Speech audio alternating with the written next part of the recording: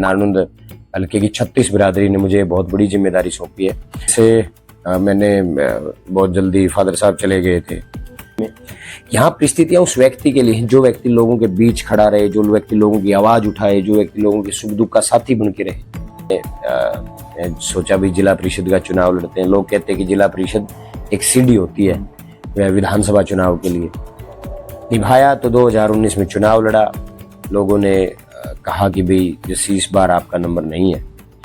तो जब मैं राजनीति में आया तो चौधरी देवीलाल जी और कांसीराम जी को मेरे जैसी पीढ़ी प्रेरणा का स्रोत मानती थी। इनको प्रेरणा का स्रोत मान के मैंने भी अपने उसमें फील्ड में संघर्ष किया। और दो व्यक्ति मेरे जीवन के सबसे बड़े मेरे प्रेरणा स्रोत रहे हैं, शहीद भगत सिंह जी और बाबा साहब भीमराव अम्बेडकर जी।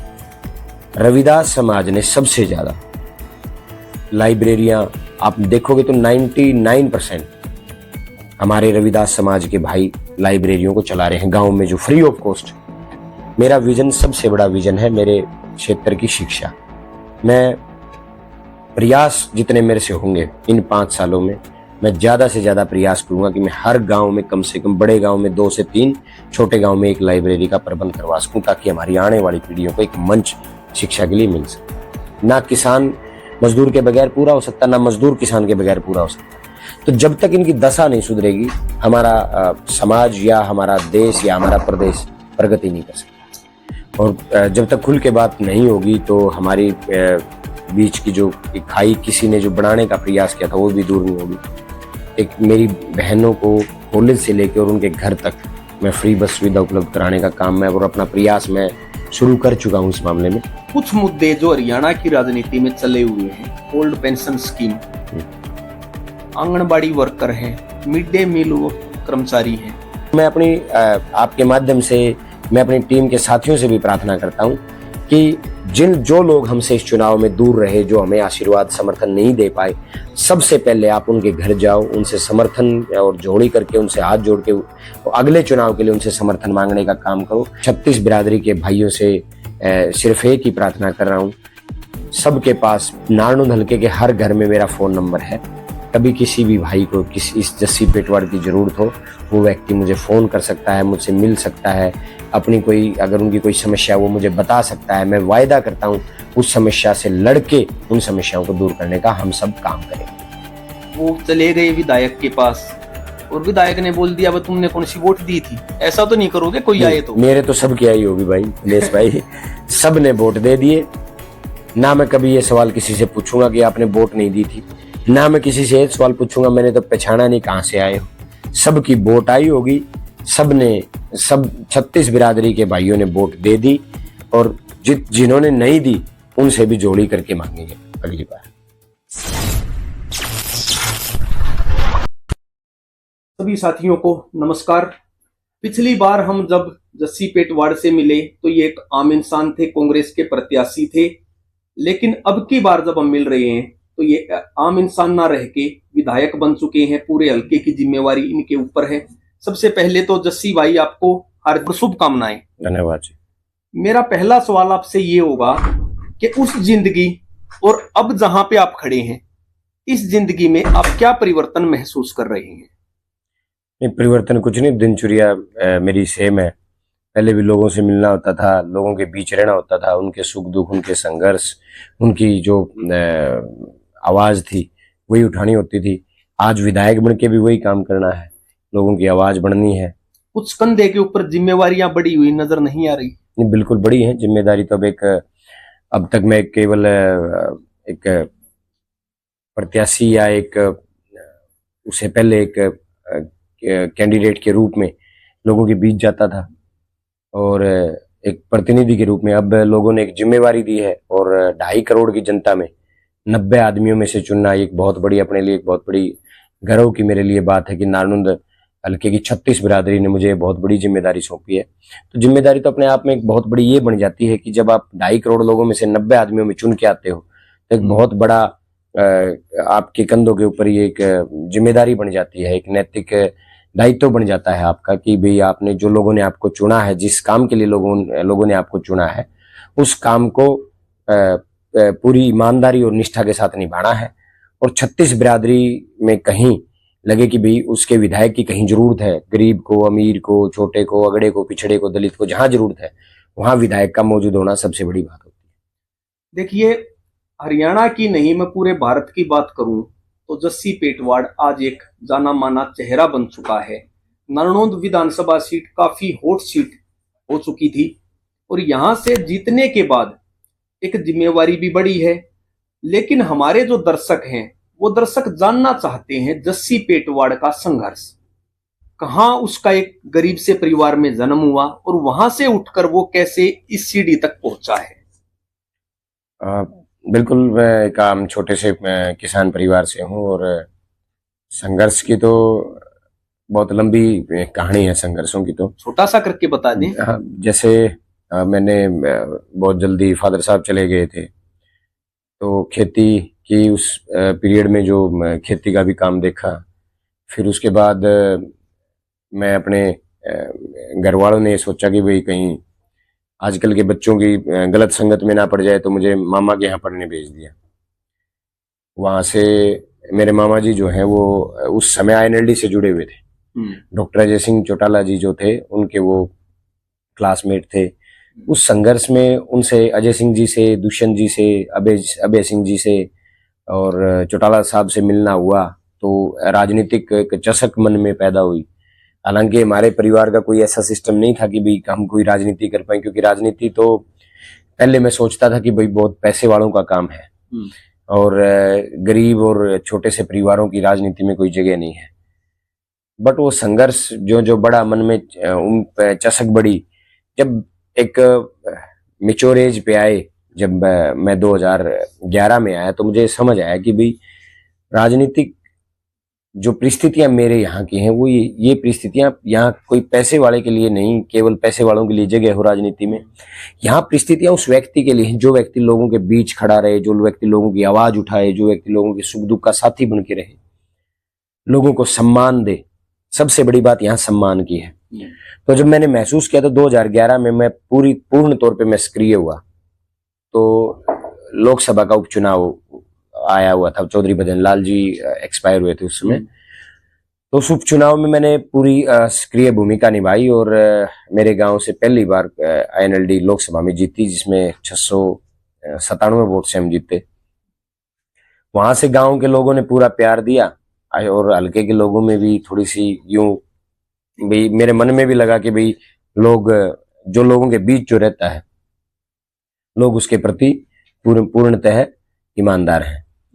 फिर धीरे धीरे कारवां बढ़ता गया। 2016 2015 आ गया। मैंने सोचा भी जिला परिषद का चुनाव लड़ते हैं। लोग कहते हैं कि जिला परिषद एक सीढ़ी होती है विधानसभा चुनाव के लिए। लोगों ने मुझे प्यार और इतना आशीर्वाद दिया कि मेरी कल्पनाओं से परे था। जब मैं जिला परिषद का चुनाव लड़ रहा था, हरियाणा में सबसे बड़ी जीत की ओर मैं अग्रसर था। उस समय भी मेरे साथ ये चीजें हुई। उस समय भी कैप्टन अभिमन्यु वित्त मंत्री थे और उन्हीं के वार्ड से मैं चुनाव लड़ रहा था।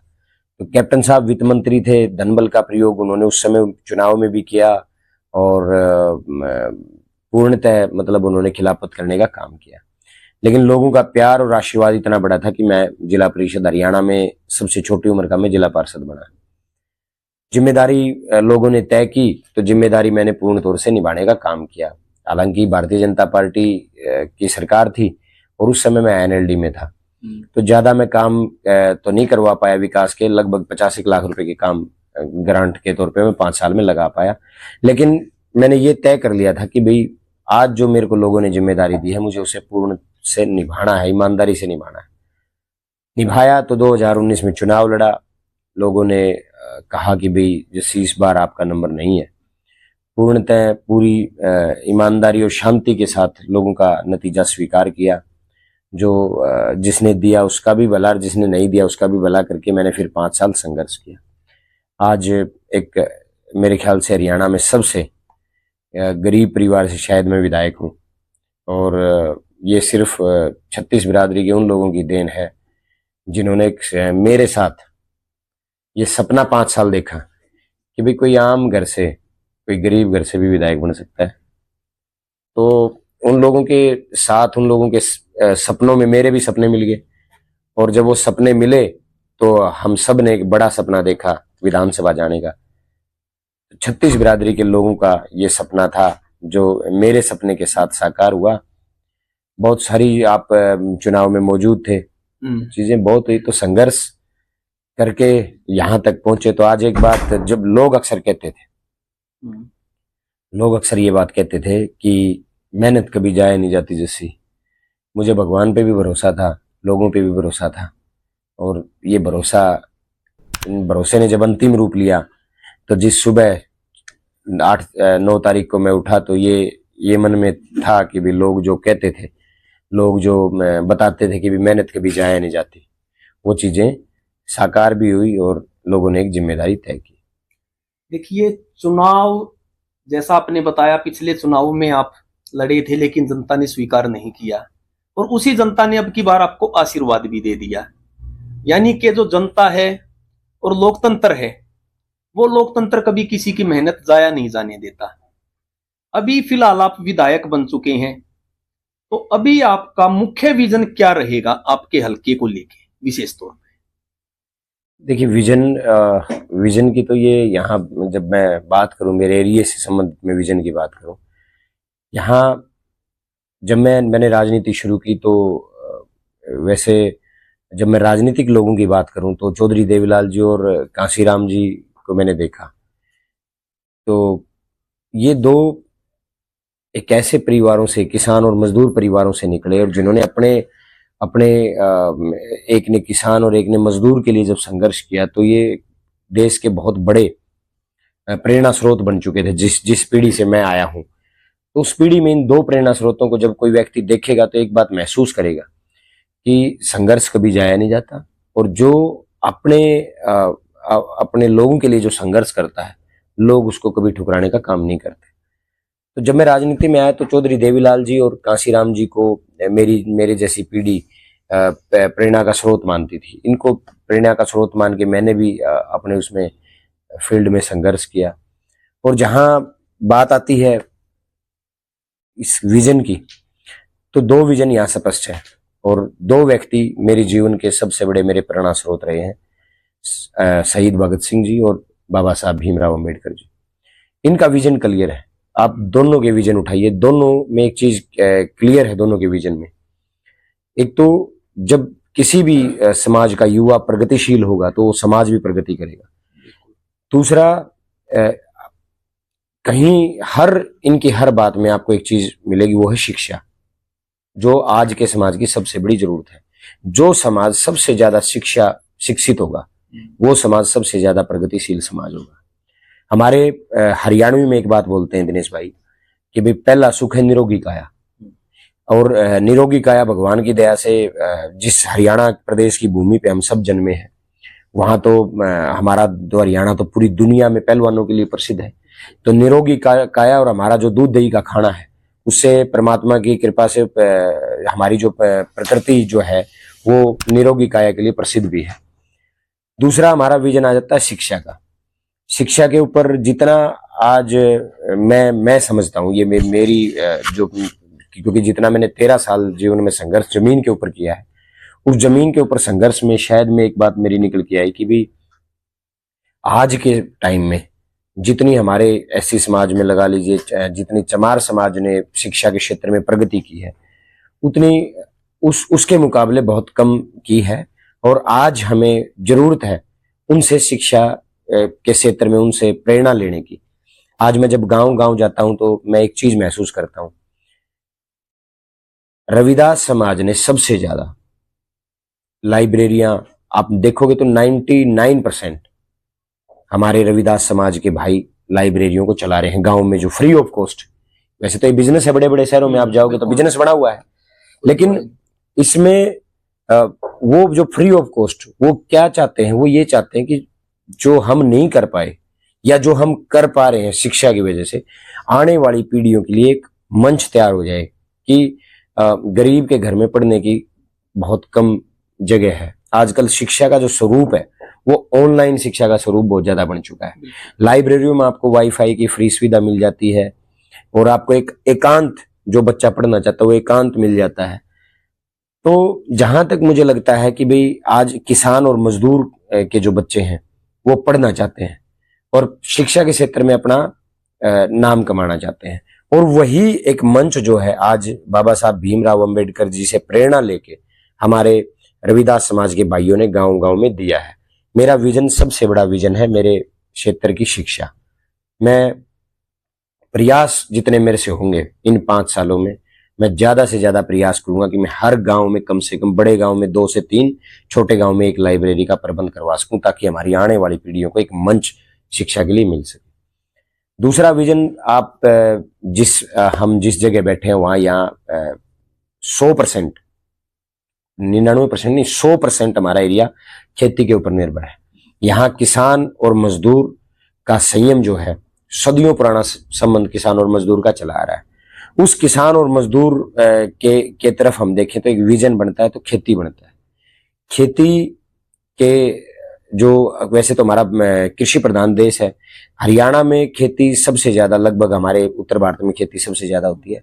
तो यहाँ जो हरियाणा का, जो मेरे नारनूंद का जो विजन है कि हमें खेती की दशा सुधारनी होगी, किसानों की दशा सुधारनी होगी। जितना हम किसानों के लिए और मजदूरों, क्योंकि किसान और मजदूर जुड़े हुए हैं आपस में, ना किसान मजदूर के बगैर पूरा हो सकता, ना मजदूर किसान के बगैर पूरा हो सकता। तो जब तक इनकी दशा नहीं सुधरेगी हमारा समाज या हमारा देश या हमारा प्रदेश प्रगति नहीं कर सकता। आपने अभी बात की कि रविदास समाज या चमार समाज हम बोल लें, मेरे सुनने में एक बात, और आपने भी महसूस की होगी कि इलेक्शन के दौरान ये समाज आपसे कुछ खफा भी नजर आ रहा था। उसके बाद चीजें बदली, काफी सुधार हुआ, बड़ी संख्या में इस समाज ने भी आपको अपना समर्थन दिया। लेकिन कहीं ना कहीं वो जो खाई पैदा हुई, क्या वो आगे का जो समय है उसके अंदर भर पाएगी? देखिए, ईमानदारी से मैं कहूं तो आज मैं खुल के बात इस बारे में मैं भी कर लेता हूं, और जब तक खुल के बात नहीं होगी तो हमारी बीच की जो खाई किसी ने जो बनाने का प्रयास किया था वो भी दूर नहीं होगी। जब यहां मैं 13 साल से चुनाव की तैयारी कर रहा हूं, कोई नया मैं आया नहीं। सबसे ज्यादा मेहनत मैंने की तो मैंने किसी का हक मारा नहीं। पूरा हरियाणा प्रदेश, पूरा देश जो जस्सी पेटवाड़ के नाम से वाकिफ है, जो ये जानता है कि ये एक गरीब परिवार से इस लड़के ने जो कुछ कमाया है, जो कुछ पाया है, वो संघर्ष के रास्ते पे चल के हुआ है। तो पहली बात तो मैंने किसी का हक नहीं मारा, मैंने किसी की टिकट नहीं काटी। पार्टी ने टिकट सर्वे, पूरा हरियाणा सर्वे के ऊपर टिकट मांग रहा था, तो पार्टी ने सर्वे करवाया तो सर्वे के आधार पर मेरे को टिकट दे दी। टिकट तो एक कोई मिलनी थी। कुछ जिस व्यक्ति की टिकट कटी या जिन लोगों की टिकटें कटी, उन लोगों ने, या जो बीजेपी के जो प्रत्याशी थे जिनका एजेंडा हमेशा जात पात के ऊपर और धन बल के ऊपर जिनका एजेंडा हमेशा रहता है, उन्होंने एक माहौल क्रिएट करने का काम किया कि भाई एक नेता की टिकट काट के दूसरे को दे दी गई। टिकट तो एक व्यक्ति को मिलनी थी, और सब नेता, कांग्रेस में जितने नेता वो सब ये चाहते थे भी कांग्रेस की सरकार बने। भारतीय जनता पार्टी जो जात पात और धर्म की जो राजनीति कर रही है 10 साल से, उससे छुटकारा मिले। अब हुआ क्या, मेरी जिस दिन मुझे टिकट मिली उस दिन एक आईएनएलडी के व्यक्ति को मेरी रैली में भेजा जाता है। प्रोपगेंडे के तहत वीडियो बनवाई जाती है, एक नेता के प्रति आपत्तिजनक शब्द बुलवाए जाते हैं। जस्सी पेटवाड़ वहां मौजूद नहीं है। अब अगर आप कहीं 20,000 आदमी इकट्ठे हैं और एक व्यक्ति कुछ शब्द बोल देता है, या तो वो मंच से बोले, आयोजक जिम्मेवार कब है? जब वो व्यक्ति मंच से बोले, या वो व्यक्ति, या आयोजक खुद बोले, या आयोजक जो है उसका कोई परिवार का साथी बोले। तो ना मैं बोला ना मेरा परिवार बोला,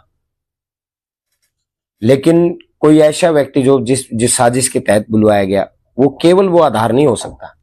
इसके पीछे एक बहुत बड़ी साजिश ये थी कि जस्सी पेटवाड़ के बीच में जो एक किसान का बेटा है, अगर किसान मजदूर एक हो गए तो जस्सी पेटवाड़ 70,000 वोट से चुनाव जीतेगा।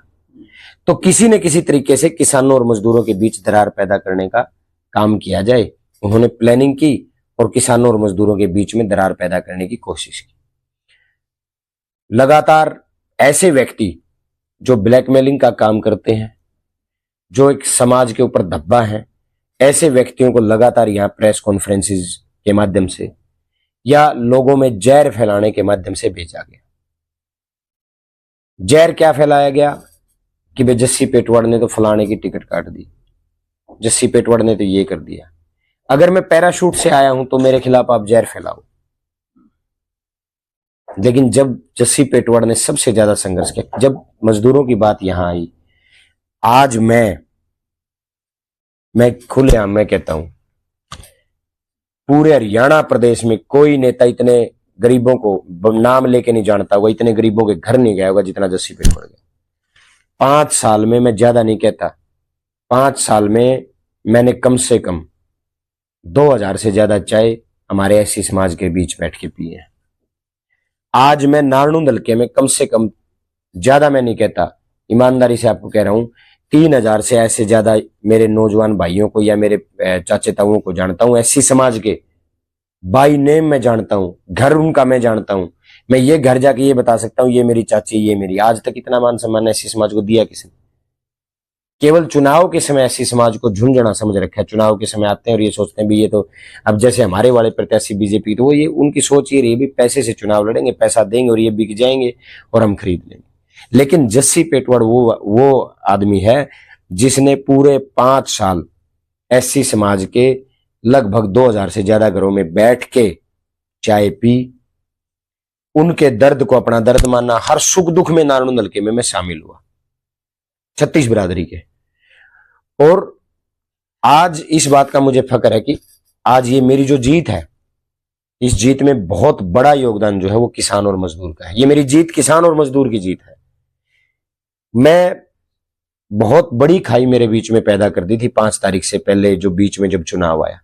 मैं तो आपका भी धन्यवाद करता हूं। आप बेशक एक पत्रकार हैं, लेकिन जब आपने एक मन से बात रखी कि भाई गरीब किसान के बेटे को टिकट मिली है और एक किसान और मजदूर के बीच में कुछ जाति पाति के जो जातिवादी लोग हैं वो दरार पैदा करना चाहते हैं, मैं तो आज ईमानदारी से कहूं तो मैं बाबा साहब और भगत सिंह को जब मैंने प्रेरणा स्रोत अपना मानना है, जब मैं उनसे ये देखता हूं कि, क्योंकि मैं पढ़ा लिखा हूं और मैं चाहता हूं मेरा भाई पढ़ा लिखा हो, मैं चाहता हूं मेरे साथ जो आए वो आदमी पढ़ा लिखा हो, मैं चाहता हूं जिसके पास मैं जाऊं वो पढ़ा लिखा हो।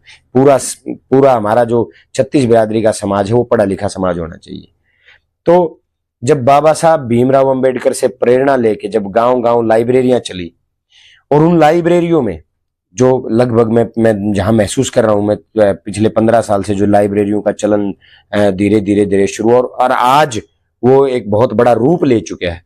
जब उन लाइब्रेरियों से निकले हुए नौजवान आगे आए, जब पढ़ा लिखा हमारा एससी समाज के, जो रविदास समाज के भाई आगे आए, जब उन्होंने ये बात सोची कि भी जस्सी पेटवाड़ का कहीं इस मुद्दे के ऊपर कहीं कोई कसूर नहीं है, उसे बेवजह मतलब इसके अंदर घसीटा जा रहा है, बेवजह हमारे बीच दरार पैदा करने की कोशिश की जा रही है। ये जो आज मेरी जीत है, इस जीत का सबसे बड़ा योगदान हमारे किसान और मजदूर का, और मैं खासकर उन एससी समाज के भाइयों को बोलना चाहता हूं कि आप ज्यादा थे, हमारे हल्के में जमीर वाले लोग ज्यादा थे, इसलिए ये जीत हुई है। हमारे जो प्रत्याशी जो मेरे खिलाफ थे, उन्होंने बहुत कुछ खरीदने की कोशिश की, बहुत पैसा लगाया, लोगों को खरीदने की कोशिशें हुई, लेकिन मेरे पास तो कुछ था ही नहीं। मेरे पास तो मेरा ये तन था। मेरे पास अगर कुछ था तो मेरे ये जो संघर्ष जो 13 साल का था, ये संघर्ष था। उस संघर्ष की बदौलत आज जीत मिली। कहीं भी आज तक 36 बिरादरी में किसी समाज के खिलाफ जस्सी पेटवाड़ ने आज तक एक शब्द नहीं बोला। मैं किसी भी घर गया, मैंने आज तक, मैं ईमानदारी से आपको कह रहा हूं, 45 साल से ऊपर के आदमी को मैंने कभी चाचा के बगैर बात नहीं की दिनेश भाई। 45 साल से ऊपर, मैं 33 साल का हूं, 45 साल से ऊपर के आदमी के आज तक पैरों के हाथ लगाए बगैर जस्सी पेटवाड़ ने कभी बात नहीं की है। चाहे वो एससी समाज हो, चाहे वो कोई समाज हो, चाहे बीसी समाज का हो, मैंने कभी चाचा ताऊ दादा, आज तक मेरे मुंह से कभी कोई बुजुर्ग आया, बेशक मेरा नाता भी बहुत छोटा है, लेकिन कोई धोती वाला बुजुर्ग, खंडके वाला बुजुर्ग मैंने दिखाई दिया 36 बिरादरी में, चाहे वो गरीब दिखा, चाहे अमीर दिखा, चाहे फटे कपड़े पहने हो, मैंने कभी बिना दादे उससे बात नहीं की। तो मेरा प्रयास ये रहा पूरे चुनाव कि मैं 36 बिरादरी की वजह, और मैं जानता हूं, मैं इस बात को जानता हूं, अगर आप नेता बनना चाहते हो तो 36 बिरादरी के लोगों का साथ चाहिएगा। अगर आप सरकार बनाना चाहते हो तो 36 बिरादरी के लोगों के वोट चाहिए होंगे। अभी जिस तरह हमने शिल्पा जी से भी बात की थी, शिल्पा जी लंबे समय तक महिलाओं के बीच में रही और एक बड़ी संख्या महिलाओं की आपके साथ कंधे से कंधा मिलाकर खड़ी रही। तो यहाँ अगर हम हरियाणा की बात करें या नारनौंद की बात करें, क्योंकि ये भी हरियाणा का ही एक हिस्सा है और महिलाओं से, बेटियों से छेड़छाड़ यहाँ पे भी एक आम बात है, तो आगे आपकी क्या रणनीति रहेगी इस छेड़छाड़ को रोकने के लिए? देखिए, मुझे तो लगता नहीं कि यहाँ किसी के साथ कोई ऐसी चीज हुई है। एक जस्सी पेटवाड़ को, चुनाव को बांटने की जो चीजें थी, वो बहुत सारी चीजें, अगर कोई आप राजनीतिक रूप इसको देखना चाहते हैं। नहीं, मैं इस बारे में बात नहीं कर रहा। आम तौर पे हमारी जो बहन बेटियां पढ़ने के लिए जाती हैं, हरियाणा के अंदर एक माहौल ऐसा पैदा हो चुका है कि उनके ऊपर टिप्पणियां की जाती हैं, उनके साथ छेड़छाड़ की जाती है, यानी कि महिलाओं के अंदर सुरक्षा का अभाव है। बिल्कुल, मैं दिनेश जी जिस इलाके में हम बैठे हैं, यहाँ कभी कोई बड़े स्तर के ऊपर यहाँ चीजें कभी ऐसी आई नहीं। फिर भी मैं तो वो व्यक्ति हूं जिसने ये वायदा अपनी बहन बेटियों से किया था कि जस्सी पेटवाड़, जिस दिन आप किस कांग्रेस की सरकार बनेगी और जस्सी पेटवाड़ को आप जिम्मेदारी सौंपोगे, मैं उस दिन से गांव से लेके आपके कॉलेज तक फ्री बस सुविधा उपलब्ध कराने का काम करूंगा। उन्होंने, मुझे जिम्मेदारी मिल गई और मैं ये भी दोष नहीं बनना चाहता कि भी सरकार नहीं बनी। मेरा पूरा प्रयास ये रहेगा कि मैं धीरे धीरे धीरे धीरे शुरू करूं। एक मेरी बहनों को कॉलेज से लेकर और उनके घर तक मैं फ्री बस सुविधा उपलब्ध कराने का काम मैं और अपना प्रयास मैं शुरू कर चुका हूं इस मामले में। तो मेरे से जितना बन पाएगा मैं उतना करूंगा।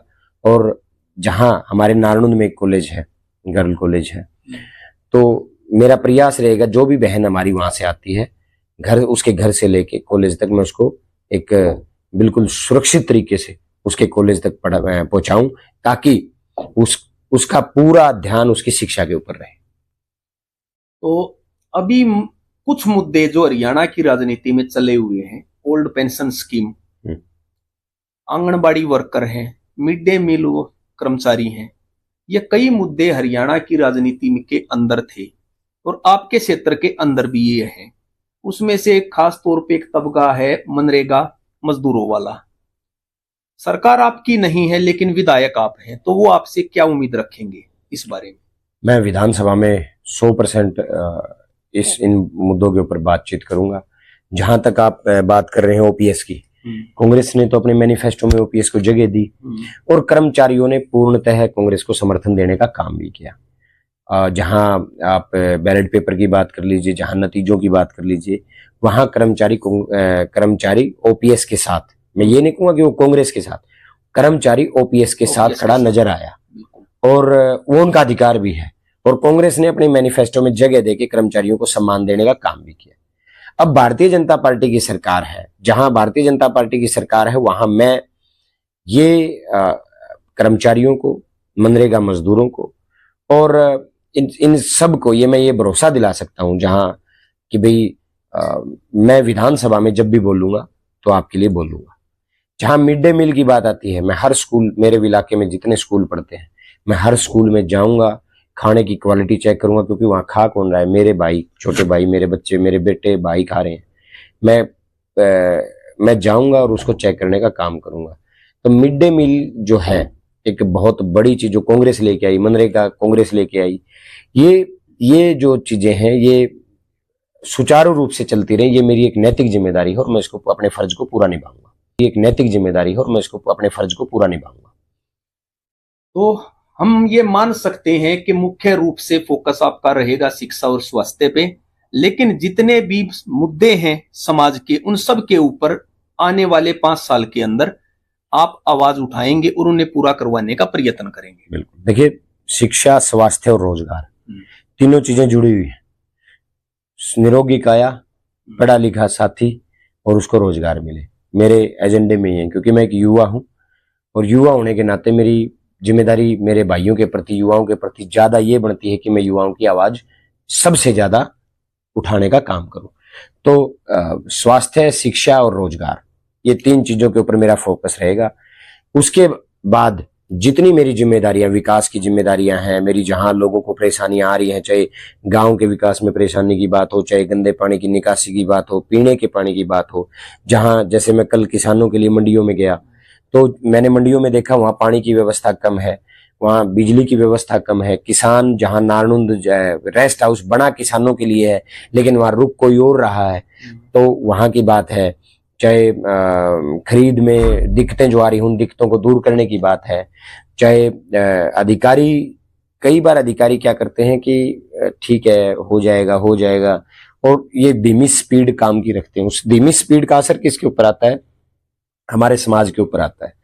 तो मेरा नैतिक दायित्व ये बनता है कि मैं उस स्पीड को चलाऊं और अधिकारियों को ये एहसास कराऊं कि भाई आप और मैंने और अधिकारियों के साथ मिलके पूरी जिम्मेदारी के साथ इस जो हमारा काम है उसको पूरी स्पीड के साथ, ताकि लोगों तक जल्द फायदा पहुंचाया जा सके, वो मेरी नैतिक जिम्मेदारी। उस पर मैं पूर्णतः खड़ा रहूंगा और 24 घंटे मैं नारनुंद के लिए खड़ा हूं, 36 बिरादरी के लिए खड़ा हूं।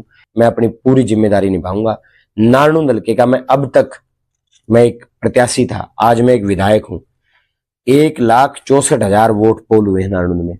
1,64,000 के 64,000 वोट मेरे हैं। सब वोट मुझे डाले गए, मैं विधायक बन गया तो सब के सब आए होंगे। और मैं अपनी आपके माध्यम से मैं अपनी टीम के साथियों से भी प्रार्थना करता हूं कि जो लोग हमसे इस चुनाव में दूर रहे, जो हमें आशीर्वाद समर्थन नहीं दे पाए, सबसे पहले आप उनके घर जाओ, उनसे समर्थन और जोड़ी करके, उनसे हाथ जोड़ के अगले चुनाव के लिए उनसे समर्थन मांगने का काम करो। क्यों वो हमसे क्यों दूर रहे, वो वजह जानने का प्रयास करो। और हम सब मिलके 5 साल, चाहे पक्ष हो चाहे विपक्ष हो, हम सब मिलके नारनुंद में व्यवस्थाओं को बदलने का काम करेंगे। तो अभी आपसे आखिरी सवाल मेरा ये रहेगा, आपने अपनी सारी बातें रख दी, आप विधायक हैं, समाज ने, जनता ने आपको आशीर्वाद दे दिया, तो आगे आप इस समाज से किस प्रकार के सहयोग की अपील करना चाहेंगे? अगर 36 बिरादरी के हमारे सर्व समाज को ये लगता है कि 5 साल मैं उनकी उम्मीदों पे खरा उतरूं, मैं उनके लिए उन्हें लगे कि 5 साल हमारे बेटे ने हमारी लड़ाई लड़ी है, अगर उनको लगता है कि जिस व्यक्ति को हमने चुना है वो उसमें कोई बदलाव नहीं आया, और मैं प्रयास करूंगा मेरे शब्द और मेरे व्यवहारों से किसी को तकलीफ ना हो, घमंड नाम की चीज मेरे आसपास भी नहीं आएगी, तो मैं संपूर्ण समाज से ये प्रार्थना और उम्मीद भी करूंगा कि मैं जब 5 साल आपकी उम्मीदों पे खरा उतरूं तो इस बार आप सब मुझे इस बार की तरह अगली बार भी मुझे आशीर्वाद और अपना समर्थन बनाए रखना। 36 बिरादरी के भाइयों से सिर्फ एक ही प्रार्थना कर रहा हूं, सबके पास नारनुंद हल्के के हर घर में मेरा फोन नंबर है। कभी किसी भी भाई को इस जस्सी पेटवाड़ की जरूरत हो, वो व्यक्ति मुझे फोन कर सकता है, मुझसे मिल सकता है, अपनी अगर उनकी कोई समस्या वो मुझे बता सकता है। मैं वायदा करता हूं उस समस्या से लड़के उन समस्याओं को दूर करने का हम सब काम करेंगे। आप ऐसा तो नहीं करेंगे कभी कोई आए, और कई मैंने नेताओं की सुनी थी, वो चले गए विधायक के पास और विधायक ने बोल दिया, तुमने कौन सी वोट दी थी? ऐसा तो नहीं करोगे कोई आए तो? मेरे तो सब की आई होगी भाई दिनेश भाई।